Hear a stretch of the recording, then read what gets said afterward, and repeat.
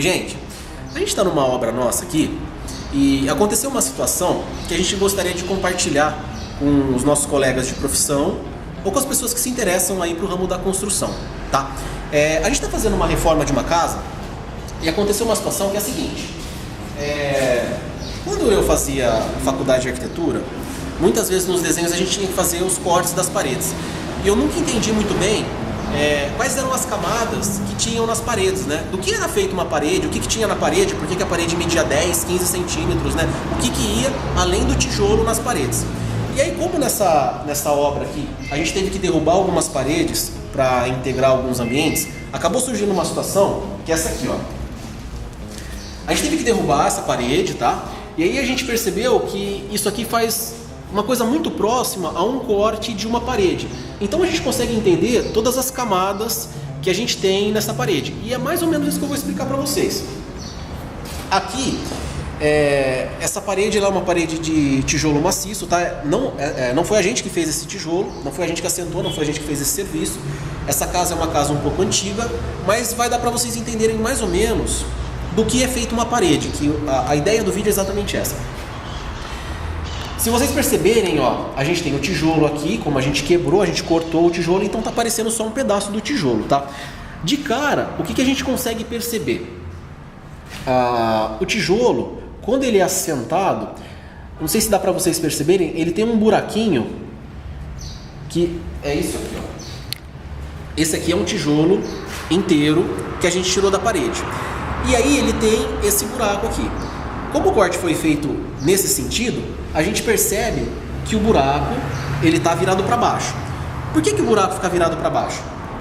Por dois motivos. O primeiro motivo é o seguinte: quando eu tenho a face lisa do tijolo, é muito melhor para eu aplicar a minha argamassa, tá? E quando eu coloco a outra peça por cima, ela tem uma dificuldade maior de movimentação, então facilita a ancoragem, a fixação do tijolo na parede.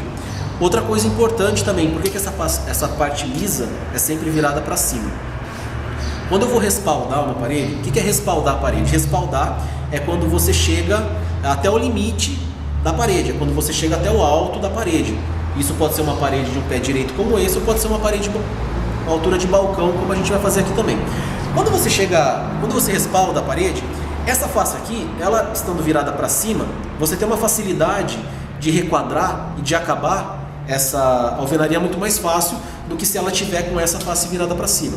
Outra coisa, se o seu tijolo for aparente, se você tiver uma alvenaria onde o seu tijolo ele não vai ser rebocado, não vai ser requadrado, essa face aparecendo aqui ela é muito feia. Então essa parte mais lisa aqui, ela fica muito mais bonita na hora de você usar um tijolo aparente. Então sempre essa parte aqui, isso é muito importante pessoal que vai fazer parede em tijolo maciço.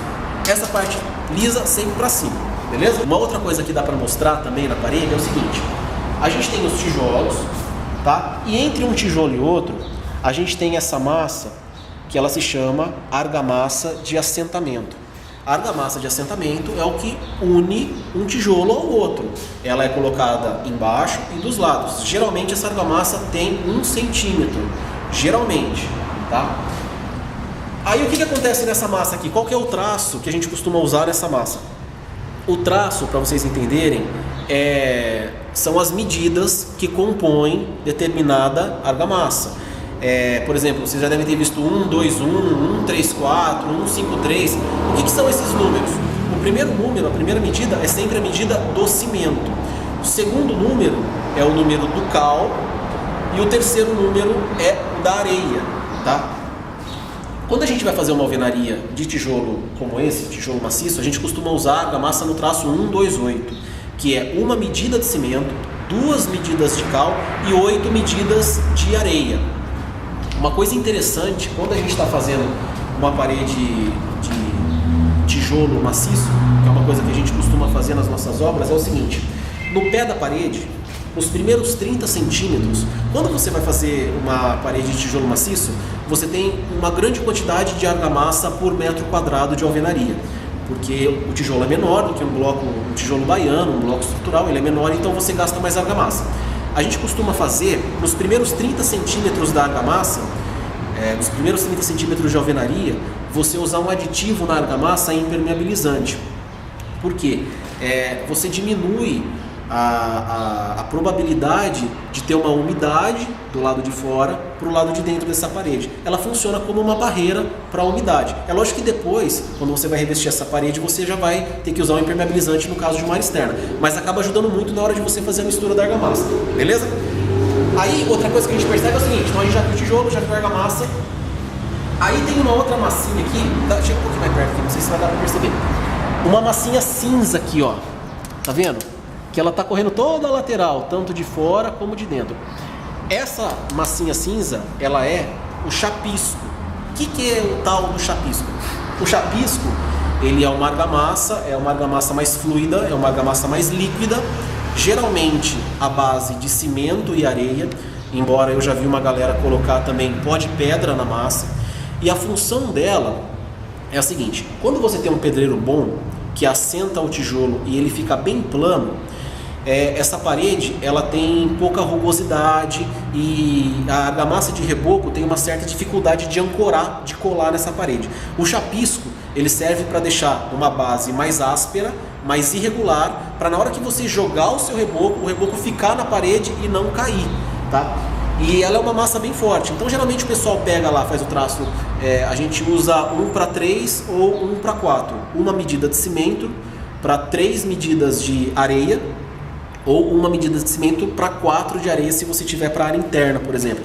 Ele faz tipo uma argamassa bem molhada mesmo, joga na parede, fica uma parede bem rústica, bem áspera, e aí facilita na hora do reboco. O reboco, para que serve o reboco? Ele serve para dar um acabamento mais fino na parede. Em alguns casos, embora não seja correto, o reboco serve para regularizar a parede. Então, se o pedreiro faz uma parede meio fora de prumo, meio fora do esquadro, no reboco dá para acertar. Não é certo, porque o reboco é muito mais caro do que o tijolo. Então, o certo é o cara fazendo o prumo na hora de pôr o tijolo, não na hora de acertar no reboco. Isso é uma coisa importante também. A argamassa de reboco ela é uma argamassa mais fraca do que a argamassa de assentamento e a argamassa, o chapisco, tá? Qual que é o traço que a gente usa no reboco? Aí tem dois tipos de reboco, tem o reboco interno e o reboco externo. Não sei se dá para perceber aqui, ó, o reboco externo, aqui é o lado de fora e aqui é o lado de dentro. A gente percebe que tem uma diferença na cor. Essa parede, como ela é meio antiga, eu não sei o que eles usaram aqui, tá? Provavelmente eles usaram uma areia vermelha para assentar o bloco, eu não sei o traço que eles fizeram, mas só para vocês perceberem como a massa de fora ela é bem mais resistente do que a massa de dentro. A massa de dentro é um pouco mais farofenta. Qual que é o traço que a gente usa para fazer argamassa para rebocar a parede? Do lado de dentro a gente usa 1:2:9, que é 1 de cimento, 2 de cal e 9 de areia. No caso de dentro você pode usar uma areia média. Do lado de fora, como a gente tem a questão da umidade, da chuva, variação de temperatura, a gente costuma fazer uma argamassa um pouco mais forte. A gente usa 1 cimento, 1 cal e 6 areia.